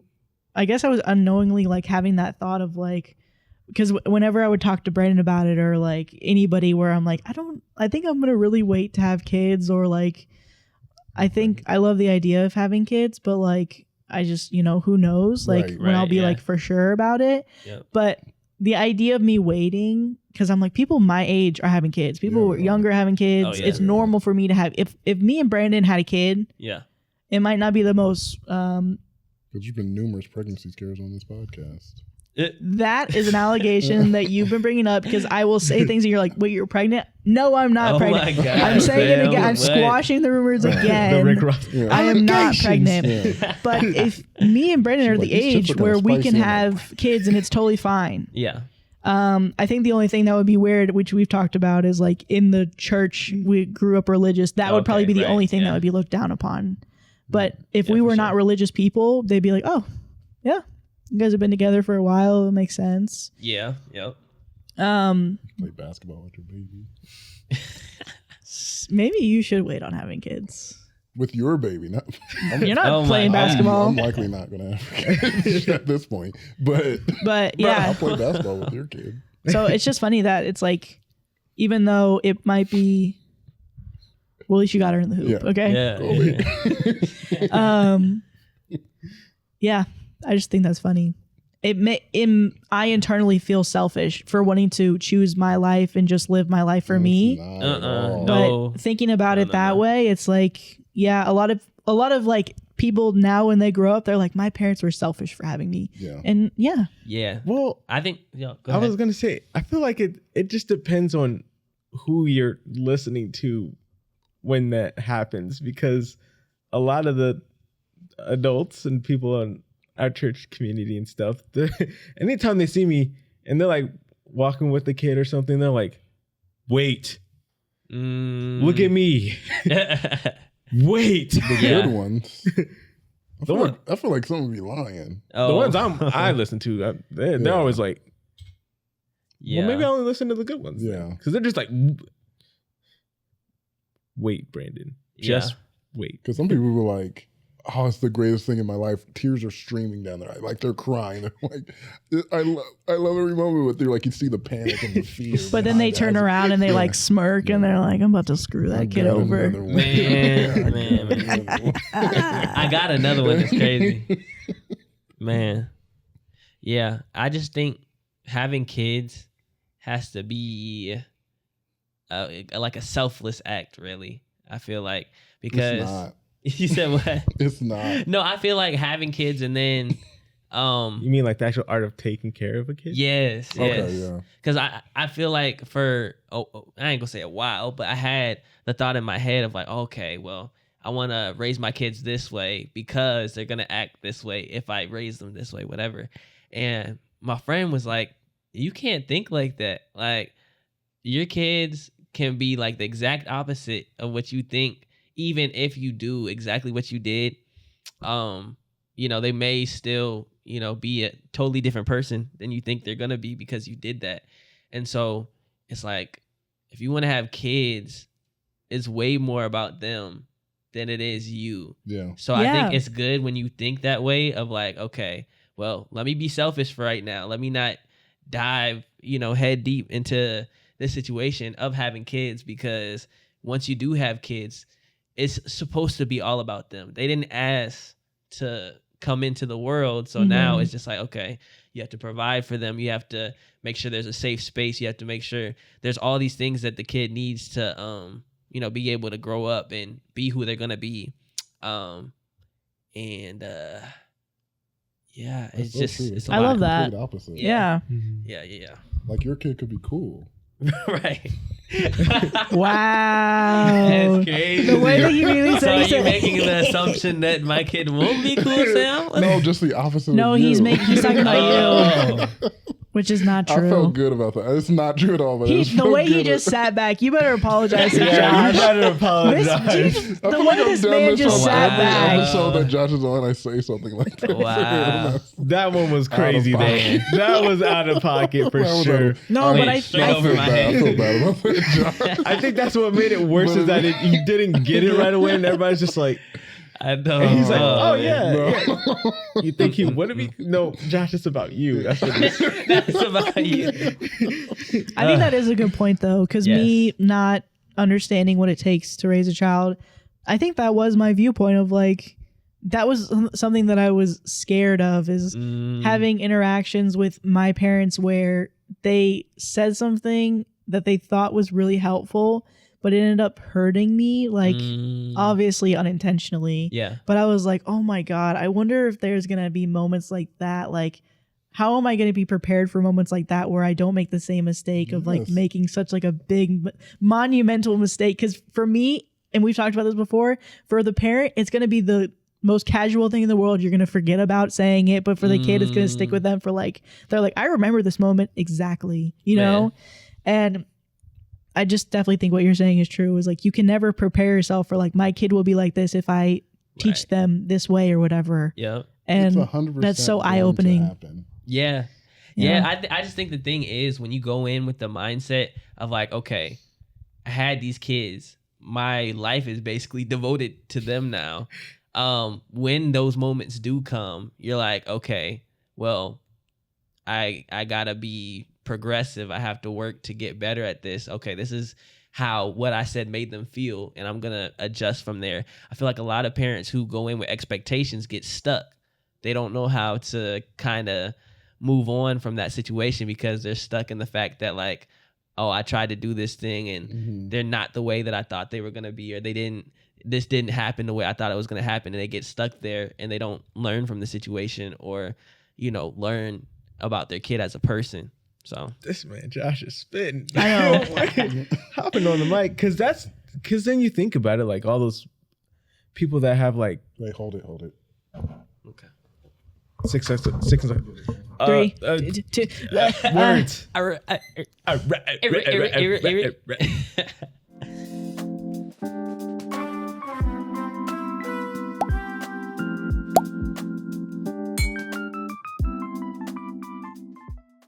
I feel like what you said holds so much weight because, you look at all these parents that have like, Sorry. no, it's all right. You can share with the whole class. I had a system, and now it's okay. There we go. The way he said. But like you look at all these parents that have like sports children and Oh yeah. musicians. the Lamar Balls of the world. Yeah. Man. And they do become successful, but they are not.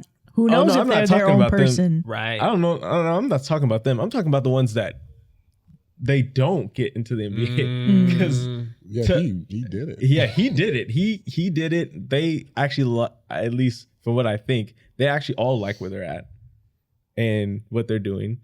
But like, I'm talking about the one that's like high school, senior year, and they're like, I don't want to be on varsity basketball anymore. And no way he's not good enough to be on varsity basketball. But the dad is like, you're gonna practice until you're good enough. Yeah. Michael Jordan Yeah. wasn't good enough to be on varsity, so that's what they'll say. Man. He could be Michael Jordan. Yeah. Well, I would say even a different like the ones that are like objectively good at what they're doing, Mhm. and they're like, I don't want to do this because it's not what I want to do anymore. Troy Bolton. He didn't. He just wanted to Troy. like sing Sing. and like Yeah. he didn't care about basketball. What, Yeah. did he? Yeah, Yeah, his he did. dad His was dad I do not forcing him remember to do the. it I do not remember because it. he was breaking free. He Yeah. was soaring. He was soaring. He was flying flying because there was not a star in heaven, heaven that he couldn't even see. reach. Yeah. Or reach. Yeah. I'm talking about the Troy Bolton. Bolton. Yeah. I could not say that. Troy. Troy Bolton. Say that 10 times fast. Because we're breaking free. Mm. Yeah, we're breaking free. Yeah. Flying. Flying. There's not a star in heaven that we can reach. If we're trying, then we're breaking free. Oh, we're breaking free. Yeah. Nope. I was like, do we keep going? We're so known for going for 2-3 minutes. We actually ended at a respectable time and we couldn't have it. Man. Brandon, you're talking about the Troys of the world. Yeah, that's it. Like, say the name. No. Who are you talking about? Nope. Troy Bolton. No, we're not gonna say Okay. it. Nope. We just don't know who you're talking about if you just don't say that. You said it, so we're fine. I forgot what I said. The TBs of the world, am I right? Yeah, the TV. Zac Yeah. Efron's. Zac Efron's, yeah. But it's like, I forgot where I was going with it. Oh yeah, I feel like it holds truth because it's like those kids, when they do it, it's like they're holding on to something that their parents wanted for them. Yeah. And then they're finally, when they're to that point where they're breaking free, it's either very emotional or like, I'm so fed up with this, I don't care. And then they like get in a rebellious spirit. Yeah. And all that. So I'm like, dang, that what you said was. Well, I think that's still even an extreme case because I think of kind of what Madi was saying, or what I felt when she was saying it was, you don't want to like say something that'll completely change your kid's life like forever, like this one phrase, because I think we all have statements where our parents said something and we took it as one way and we like launched with it was probably the wrong way to go. Mm-hmm.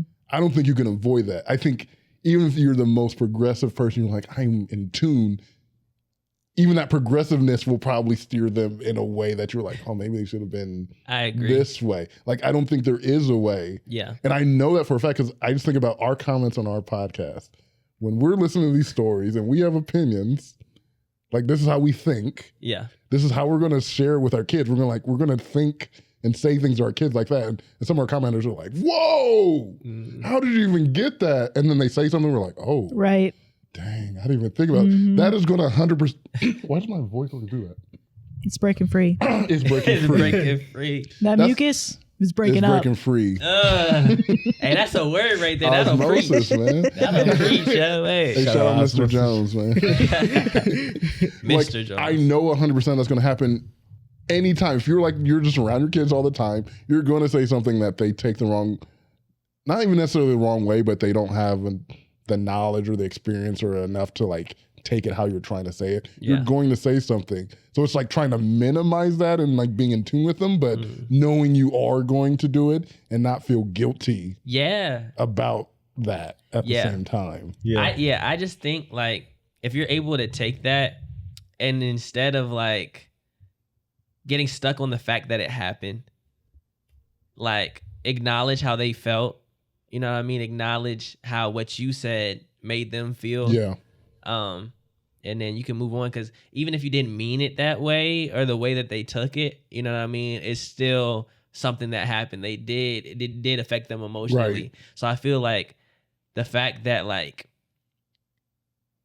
you can actually apologize, you can actually get to their level and try and understand how they felt, because I feel like I've had this conversation with my own parents of like, okay, I know you're saying this because you want me to be better, but at the same time, the way you went about it made me feel this way. Mm-hmm. And through our conversations, I realized that they didn't want it to come out that way. They didn't mean for me to feel that way, but I still did. And so it was just having that conversation. Like, as long as they were able to kind of acknowledge that, that wasn't how it came off, then I feel like that acknowledgement is key. That's so important. Yeah. Because I agree with that. I'm like, I should be able to tell my parents like, hey, I felt this way. And they acknowledge it and like, that's valid. Right. Yeah. But also from the kid's side, now that they've acknowledged it, don't be bringing up and using an excuse for everything. Like, remember when you did this? Like, we talked about this. Like, we've moved on from it. Don't bring it up and throw it in their face constantly. And parents, don't dismiss your kid like it had no effect on them too. Like, we both have like responsibilities in this relationship. Mm-hmm. That's good. And that's why I wait another 17 years before I have a kid like this next story. I'm torn because I had something and then it's like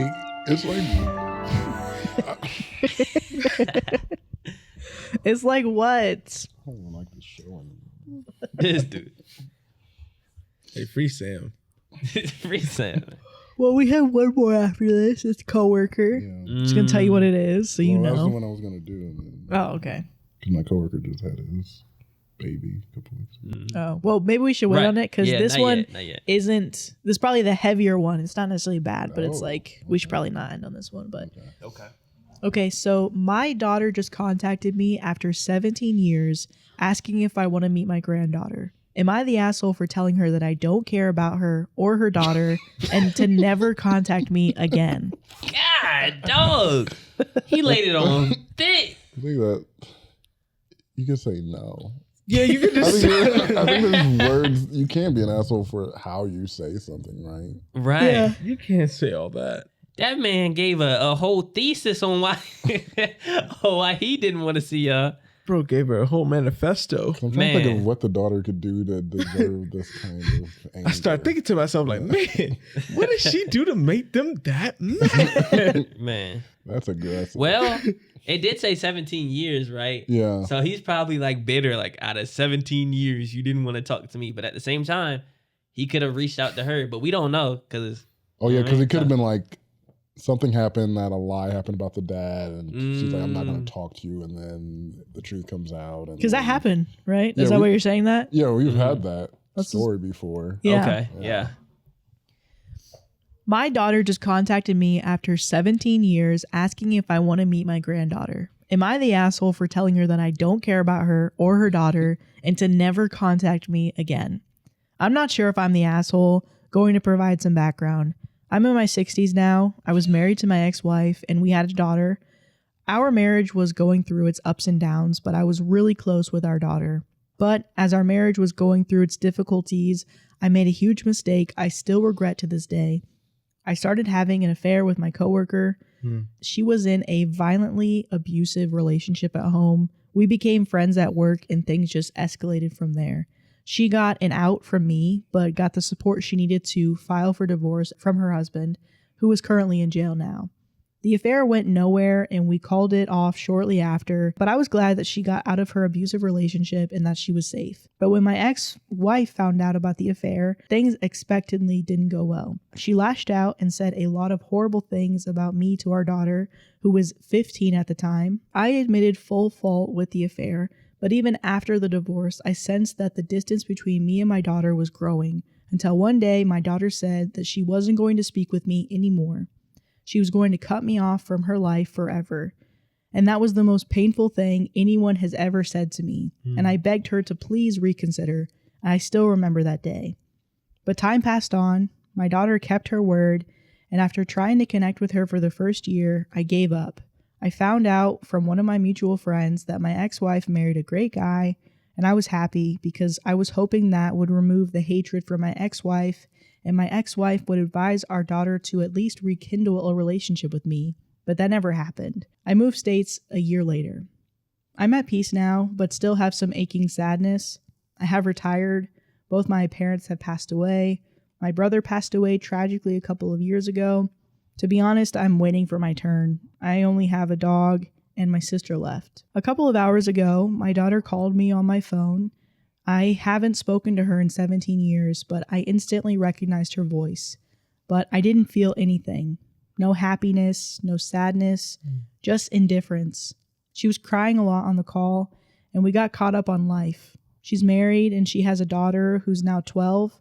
She apologized for cutting off contact, and she says her mom asked her to reconnect with me, as her mom felt guilty about how everything played out. She said she really wanted me to meet her daughter, and her daughter was constantly asking about granddaddy, but I wasn't feeling anything. After we caught up on everything in her life, I told her I don't care about her or her daughter and to never contact me again, and then I hung up. Was I the asshole? Yes. And then there's an update. Yes. Bro, you messed it up in the first place. And then your daughter reaches out when she didn't have to and was vulnerable with you. And this is what you wanted. This is what broke your heart. And then you're gonna lash out at her when this could have been your time to reconnect. You literally said you're waiting to die. You're waiting for your turn. So there's no telling how much more time you would even have to reconnect with your daughter in this way. And it's a miracle that this even happened. And you just gonna go mess it up. The mother asked her to reconnect with you. This is what you wanted in the beginning of when she said she was about to cut you off. And this is how you handle the situation. He's an asshole. I agree. God, dog, bruh.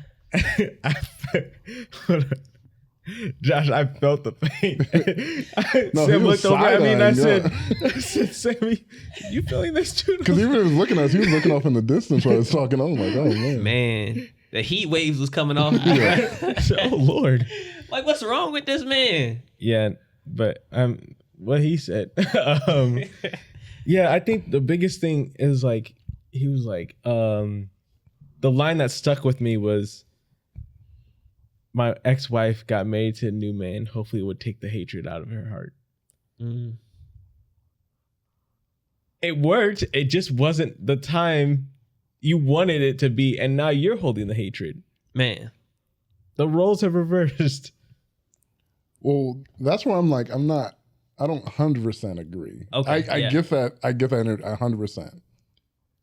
What I'm hearing is he's writing this happened a couple hours ago. This is not like last month. This was a week. He's still literally in the shock of hearing from his daughter 17 years later. Okay, yeah. He is angry. He might be saying he's indifferent, blah, blah, blah. He's totally angry. That is not indifference. He's angry, and this is a knee-jerk thing. He's losing everyone from his family. People in his family are dying. He's literally alone, only has a sister and a dog. He's hurt. Yeah. So he's angry. He's lashing out. He wanted to hurt her because he was hurt by her 17 years ago and not talking to her for 17 years. So I'm like, I understand that's what he's feeling. I don't think he really doesn't care about her, doesn't care about the kid. I think he's sitting in this emotion from a couple hours ago and give the man some time. Look, bro. I'm not against what you're saying. I'm like, hey, this is what you want. It didn't come when you wanted it. We definitely would have wanted it a lot earlier than 17 years. It didn't come when you wanted, but here's another opportunity. We don't all react the correct way when faced with something that big. The right For time. sure. First time. Like a calm me would be like, oh my God, thank God this finally happened. But me, I'm like, no, I'm just thinking about how I've been sitting here alone for 17 years. And now you're just like, you think a little apology can just be but the thing is, he had an affair. That's the reason that they got to that thing. So I feel like they're playing on your mom. they're playing a pain toss game. I didn't have a kid. I didn't make another kid and cheat the kid. Like, this was between you and your mom, and this is the problem when like your parents' relationship gets involved with your relationship. Yeah, that should really have nothing to do with it. Yeah, I'm not saying he's in the right. Things happen. You deserve things that happened. Yeah, but also he gets the right to be angry. He gets the right to be sad. For sure. And hopefully he gets a second chance with his daughter. Yes. That's what I'm hoping for. Yeah. I'm just hearing a man hurt and lashed out. Yeah. The fact that he responded in emotion, I wanted him really to like, just take some time. If you are angry, that's okay. But just wait. Like, the fact that he literally is like, could be possibly shutting down this connection with his daughter that he didn't have for 17 years. I'm like, you imbecile. Like, you would think as a 60-plus-year-old man, he would know to have patience. Yes. Where this might be a decision that could affect the rest of his life, the other 2 years of... No, I'm just kidding. That's what he was making it seem like, though. So. I'm not saying all 60-year-olds are going to die, but this man, he seemed like he was about to go soon. But he's like, my turn is next. Like, bro, what? Like, I don't know. I feel like I'm more on Josh's side. I see where Sam's coming from. But the main thing was cheating, and you mentioned how you're like, okay, well, that's mom and dad's relationship. But then again, it's like, well, then why are you yelling at me? Because, like, I I feel like you don't have to be in the middle of an interaction or conflict for you to make a decision that might work for you, even though it didn't affect you fully. Like, where you're like, yeah, you didn't cheat on me, but I saw the way you treated my mom and I don't want you in my life. And yes, it's a quick, brash decision to make as a teenager. And she really stuck by it for a really long time. I'm not getting on her bad side because she's gonna hold a grudge for me for a long time. But I don't know. I mean, of course it'll change like when I'm actually in the situation. But I feel like as a parent, I would be so happy, man, to hear my child's voice and that they are apologizing. I'm like, don't be sorry. I'm sorry. Right. I'm sorry. Yeah. I'm happy you're calling me. Let's talk. Yes. But yes, this man was very angry. But I'm like, are you angry at yourself or are you angry at her? Like, there's a lot of anger towards the situation. He's definitely angry at himself. I know he's angry. And he's at like, himself. I feel like he's taking out on the wrong person, though. You know? But we're we've trying to say acknowledged that. that. Yeah, we're trying to say that emotion is rational. That like Right. We're saying this in the soberness of the comfort level podcast. We're like, in this situation, I would do this. I don't know what I would do. Haven't talked to my kids in 17 years, and the pain of not seeing them or talking to them for that long. I don't know how I'm going to react. Bro. I would like to think I'll be like, yes, like exactly Josh's response. I would hope, because I know that would be the right response to like get a relationship. I hope I would do that. Yeah. I can't say that I would do that. Okay, that's fair. And that's fair because not everybody operates the same way. Yeah. I would hope. I would want to do that. I'll say that. Yeah. Like prodigal son type thing. Like you came See, home. the prodigal son, I was never on the front. I'm like, this dude was crazy, and you just took this. See, I'm like, okay, yeah, that probably wouldn't have been you bring up the prodigal son. I'm like, this dude's trifling. Man, like, I would have ripped my shirt off, fell to my knees. I'm like, oh, So baby girl, you came home. You a real one. Yeah. Well, I hope. Yeah. But I also, it's not for sure that would happen. the only thing that Sam brought up that whole thing, but I'm starting to think too, like maybe some people don't do the self work when they get divorced after that. Yeah. And then on top of the fact that he was also isolated, I think a lot of his social skills could probably have been dissipating and kind of dissolving at that point. I feel like some people also don't do the self-work to grow and mature as a person. Yeah. Especially if you're isolating, you can stop being as mature as you want to be. Yeah. And he's 60 years old. He's set in how he is. Yeah. Which is why I'm like, the fact that he has such a reaction, like not everybody, but you would hope that at 60 years old, you've been through enough where you can process your emotions and you know it's not right to take it out on other people. Yeah, some of them are like that. Yeah. I'm like, that's why I said not all of them. Not all of them. But there are some people that can keep their temper and they will not freak out on you. Not everybody, because there's 40-year-olds, 30-year-olds, 25-year-olds, like people. Yeah. Not everybody's. You would hope that maturity is there, but it's not. Yeah. So just hearing that, and I'm just like, I wonder if he just if he just let the isolation take over and didn't do any self work, and that's where we're seeing the response from. That's because, I mean, either way, you're still like in the wrong, but it's like, you know, it's not just that split second. I haven't talked to my daughter in 17 years. He's still stuck in mid-divorce. Yeah. When it was all going down. He's still stuck at that point mentally. And that's what causes him to be angry first before realizing, oh, yeah, like, you know, being from us that are like looking outside in. Yeah. We're like, oh, yeah, no, clearly, like you have time to. But if he didn't do the healing, maybe that's an aspect that we should think about.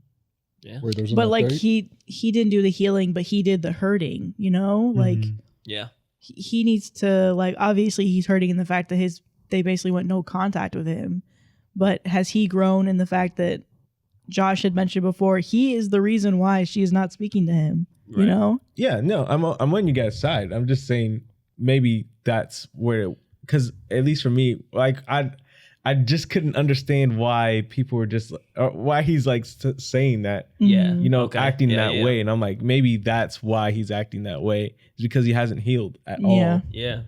But it's not like that's probably what it is, to be honest. Like, yeah, he didn't he may not have processed all of those emotions, may have blocked it away or sectioned it away, but doing that, you're hurting yourself because now it's all coming out on your daughter who, you know, her leaving caused more of this pain and emotion to well up inside of you. And so she's the last person you would want to take it out on, but that's how it ended up happening if he ended up sectioning it away and never dealt with those emotions that he had during that time. Yeah, last person to hurt, but the first person to ignite that fire again. So, update. Look, I was extremely drunk last night. The words which came out of my mouth weren't the best, and my comments on my post weren't great either. Seeing how everyone said I was the asshole, I decided to call my daughter again an hour ago. I didn't really expect her to pick up the call, but she picked up immediately. I apologized for last night, and she said there was no need to apologize. I then sent her a link to the Reddit post on messages, and I told her I know I was the asshole, and thousands said so too. She again said that I wasn't the asshole, and she started crying again. I told her she's free to come to my house anytime over the next 4 months, because after that I will be leaving the country with my sister and our dog.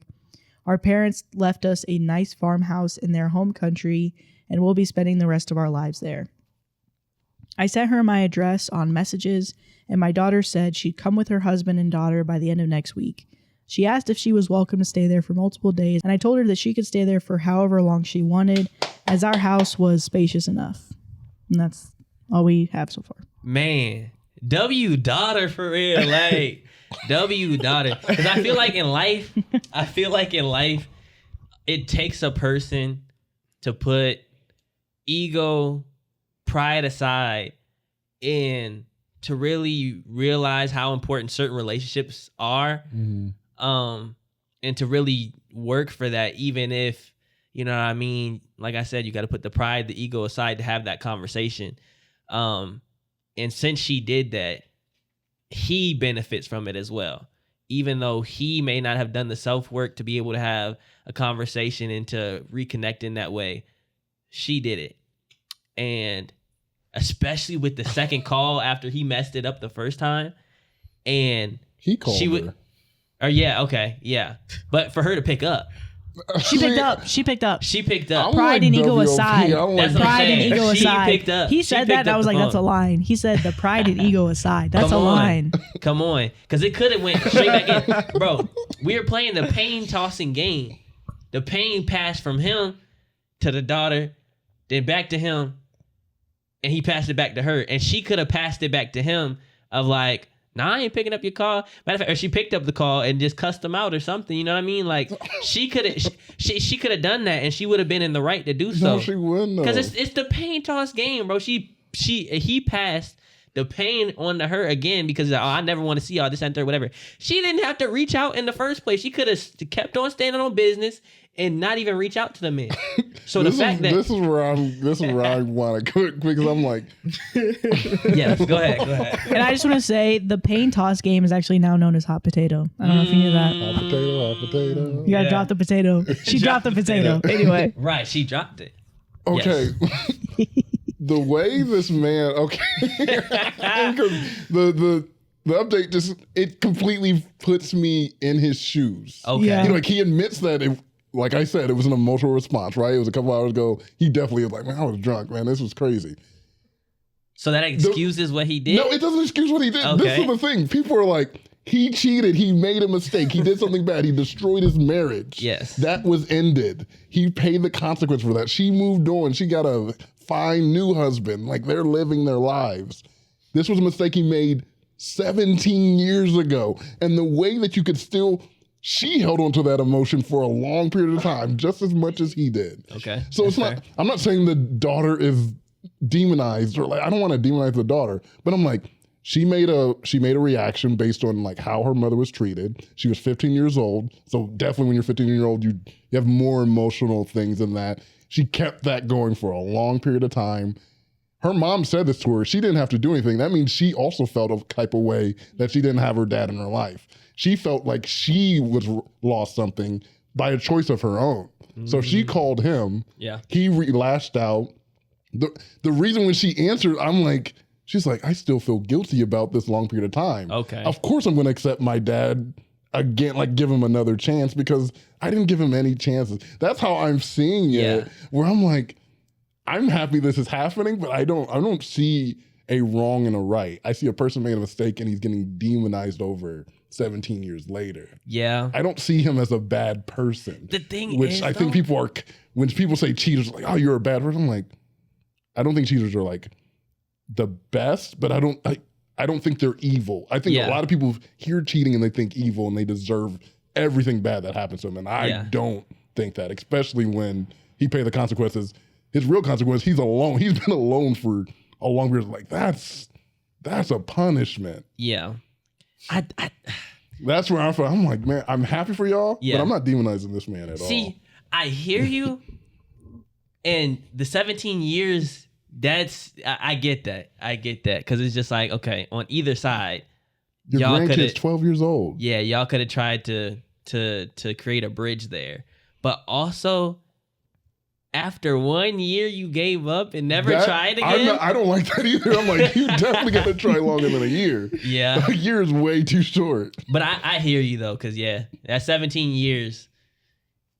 Okay. 10 years, if you gave up to 10 years, I'm like, that's a better time. A year is like, try harder, bro. But also, I'm like, hey, I've made mistakes. I've done things. Right. I'm not proud of things that I've done. I would hope that some people would show grace to me that in this time you did this and you're not. And the daughter did. Which I'm happy. It all worked out. It worked out. Right, yeah, it worked for out. Sure. Yeah. Yeah, because a lot of people don't get to this point. I feel like. Oh, 1,000%. Yeah. That was 3 for Those 4. fireworks are going crazy out there. Yeah. I can't even hear them. I'm locked in. It's like, it's Sam's powers for real. It's crazy that he got black people powers and we didn't. I'm sorry. I know, bro. I know he heard Josh talking about walking on water, and he was like, "Oh, that didn't work for you." Right. And then he was moved on. strangely quiet during that story. I walked on water to get. I walked Talking on the about the flooding? raindrops. Yeah, I'm like, what flooding? I'm like, where's everybody stopped? I'm like, People are on a boat. You're It like felt on like your concrete morning to me. jog. You're like, well. good to see you guys. They're like, Man. huh? Crazy things you don't know about your coworkers. I was just gonna say something. It's like she saw Like me. this next story. She looked in my eyes and she's like, I'm taking this from you. No, I've been thinking about it for like 5 minutes of how I to was transition with literally it. just about to say something. I was like, I was just talking to my coworker the other day about it, and then it's like you were looking in my eyes, and then, oh. All right. So this last story is I'm honestly contemplating if we should read it because it's already a really long episode right now. This and was it's a like good episode, man. and it's like It was a great episode. Yeah. it's kind of like dark, but it's like not it's more like gossip, but it's like gossip about like a crazy thing. Sam's like, now I want to read. You're like enticing me to want to hear it. I'll just say it because then we can. Okay. All right. Yeah. Am I the asshole for loudly confronting my coworker in front of everyone when she wrongfully believed I had groomed my wife? Oh man. Are you happy we didn't skip it? Yeah, I need to hear that. Yeah. I love embarrassing coworkers, man. Okay. Embarrassing people in public too. Oh my gosh. Is that your yes. kink? Yeah. I made a whole video on it. So Oh, I thought the question was directed to you, so I was waiting for a response. Why are you looking at me? It was for Random the whole I time. didn't do anything. And this man, I'm listening at the headphones. I hear him say yes. I said, I oh, was like, that's not me. oh, wait a minute. The way that, yeah, it's funny because I thought this, Josh had that smirk on his face like he was giving us a hard time because he's like, why are you two talking about like this when we're in the room? And I was like, I'm just saying stuff. But then to hear the whole lore of what really happened is even funnier. Oh, brother. He's like waiting for you to respond. Yeah. I'm not gonna Honestly. say anything, Josh. I'm like, Josh, I'm not gonna say anything. It wasn't me. We were just having a staring contest over here. I'm like, are you going to answer a question? And I'm like looking at Brandon, I'm like, Brandon, are you gonna say Brandon, something? please say something. Why am I getting the brunt of this? Oh, my God. The Quinta Brunson of The it. Quinta Brunson of it Quinta. all. Am I the asshole for loudly confronting my coworker in front of everyone when she wrongfully believed I had groomed my wife? I, male, am 30 years old. My wife, Jessica, is 22. My Hope he wife... did it. Wait, what were the numbers again? 30 and 22. Well, my wife has a 7-year-old son, Oh. Max, who she had when she was 15 years old. The father, who was her boyfriend in junior high school and is the same age as Jessica, actually left the state when he and his family learned that she was pregnant. Jessica has no idea where he is since her family is well off and she didn't really need or care for his support. I met Jessica when she was 20 and we dated for a year and then got married when she was 21. I love Max and I raised him as if he was my own son. Last month, Max came to my workplace with Jessica in the early afternoon to surprise me with a lunch outing. As they waited for me to finish up a meeting, the front desk secretary, Claire, chatted with Jessica. I wasn't there for the conversation, but Claire was stunned at how young Jessica looked, and Jessica said, "Oh, I'm 22.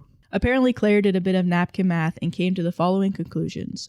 1, Jessica is 22 and I'm 30. 2, Max is 7. 3, that means Jessica and I had Max when she was 15 and I was 23. Apparently, from that day on, Claire began gossiping about this, and I had no idea what was going on, but I did notice that Claire abruptly changed her attitude towards me, glaring when she thought I wasn't looking or rolling her eyes when I talked to other people.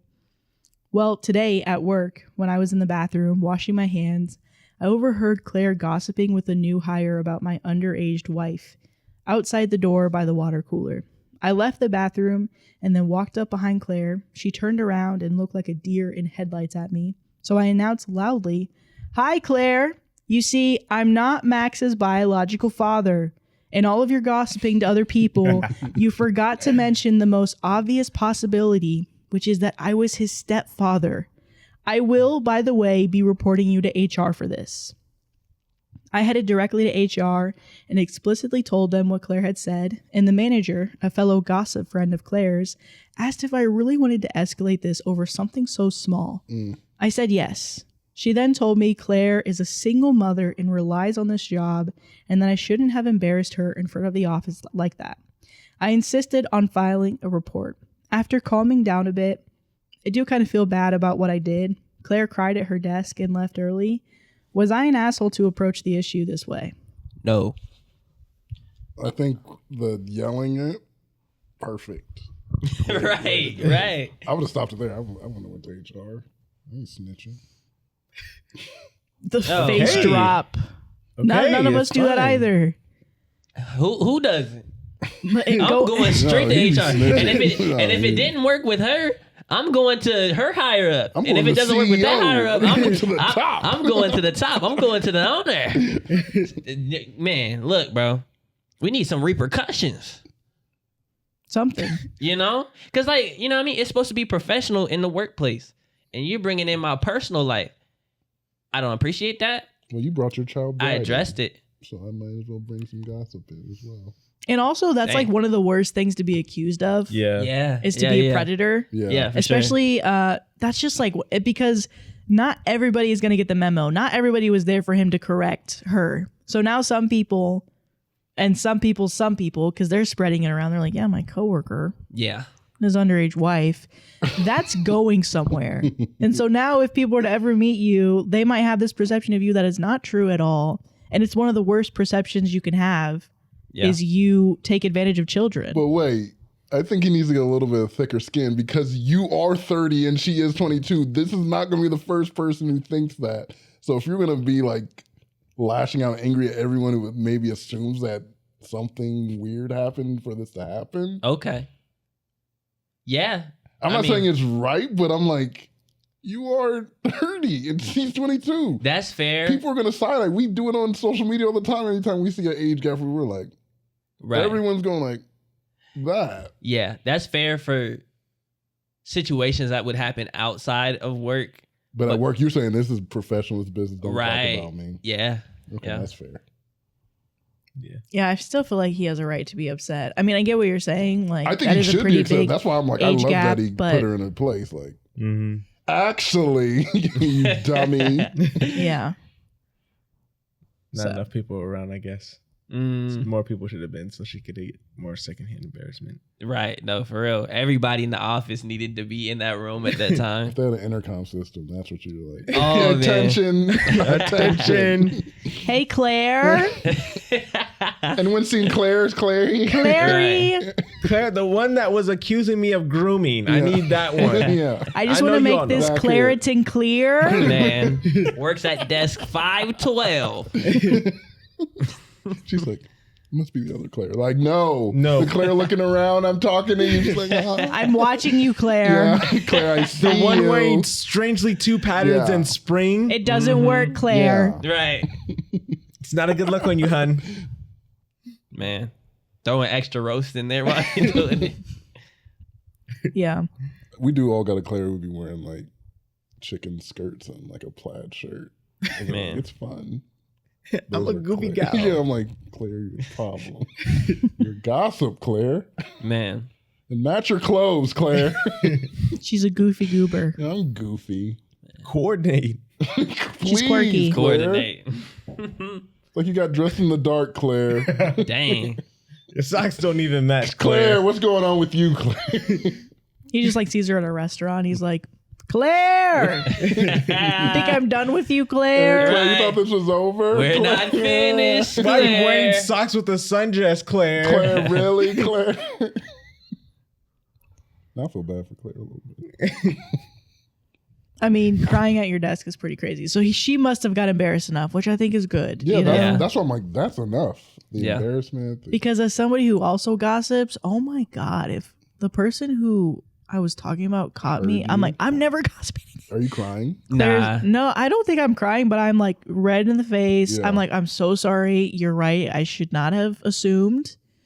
And I'm changing my ways. And with that, Right. yeah, we're done. I love Yes. Josh episodes. Any Josh, Yeah. I'm in on a Josh episode. I really, really did like this podcast. I Fire. thought there was a lot of really good conversations Really and Yes.